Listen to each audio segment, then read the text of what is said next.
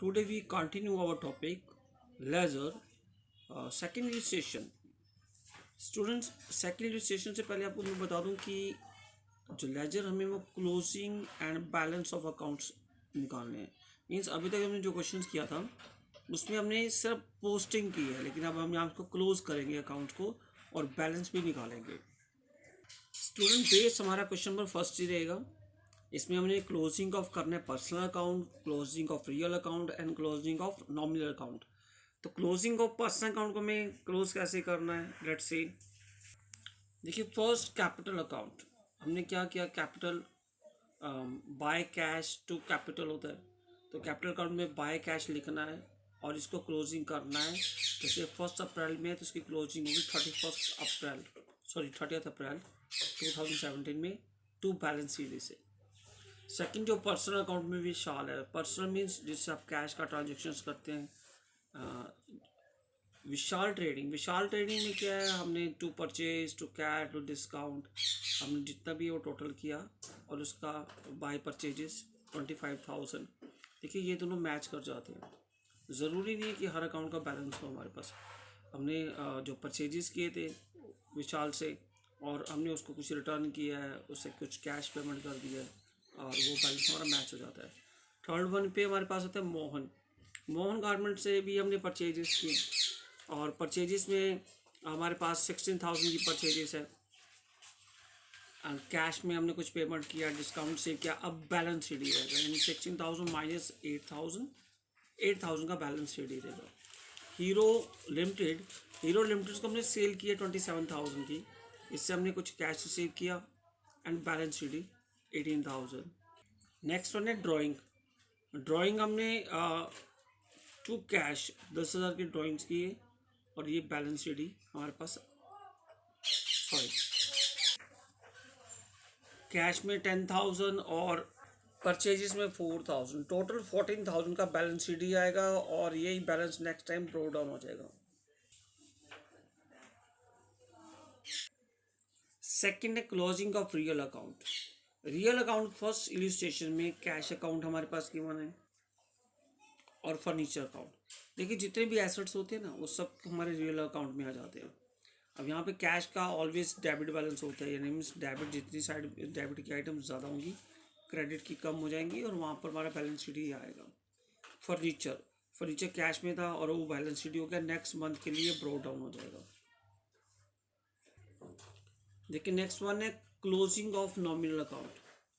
अब जितने भी एक्सपेंसेस हैं हमने इनको जो पोस्टिंग करेंगे, ये बेस फर्स्ट इलिस्ट्रेशन ही है. यहाँ परचेज अकाउंट बनाया हमने और purchase return, discount received, sale account, इन discount account, rent account, salary account. लेकिन नॉमिनल अकाउंट के बैलेंस शीट ही नहीं होते, ये सब पोस्टिंग होती है. नॉमिनल अकाउंट को हमने बैलेंस नहीं करना. स्टूडेंट जब हम लोग लेजर्स कंप्लीट कर लेते हैं देन इनको हम एक ट्रायल बैलेंस में इनके बैलेंसेस को कैरी फॉरवर्ड करते हैं. अब ट्रायल बैलेंस कैसे बनाया जाता है, name of account, LF, debit balance and credit balance. Capital है उसको हमने क्रेडिट बैलेंस में शो करना है. ड्राइंग डेबिट, जितने भी एसेट्स हैं सब डेबिट होते हैं, जितनी लायबिलिटी होंगी सब क्रेडिट होंगी, जितने एक्सपेंसेस होंगे सब डेबिट होंगे और जितनी इनकम्स होंगी सब क्रेडिट होंगी. जब आप इनके क्लोजिंग बैलेंस को यहाँ ट्रांसफ़र कर लेंगे ना तो इन दोनों का टोटल इक्वल आएगा. अगर इक्वल नहीं है तो कहीं ना कहीं हमने कोई मिस्टेक की है. Another illustration number second.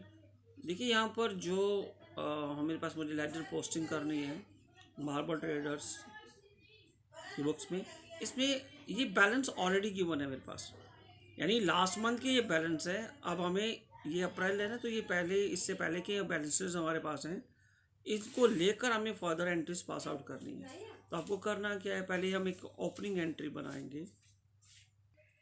देखिए सबसे पहले ओपनिंग एंट्री बनाएंगे, जितने भी एसेट्स होंगे डेबिट, जितनी लायबिलिटी होगी क्रेडिट.